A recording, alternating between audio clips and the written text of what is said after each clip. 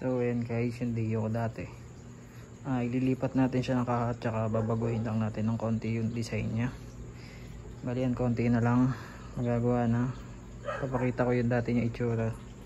Tapos yan, bulok kasi itong chassis natin, kaya nakabili tayo yan chassis kay Kojak 2 stroke. Ayan, ililipat natin dito.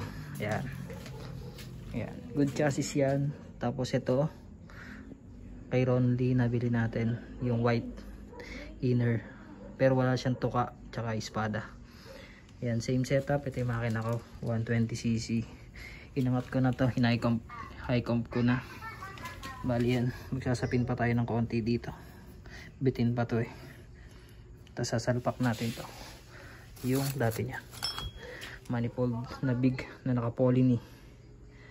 Yan, ayan yung mga gamit makalat pa. Kaya yan, radiator. Tapos siguro yan babakbakin ko yung nakarap yan bali ire-red ko na lang siya ulit. Yan, ito nabakbak ko na, iyahin natin ulit tsaka top coat. Dami pa. Tapos yung gulong magpapalit din tayo nyan ng RPM, palitan na natin yan, magpapalit tayo ng red color.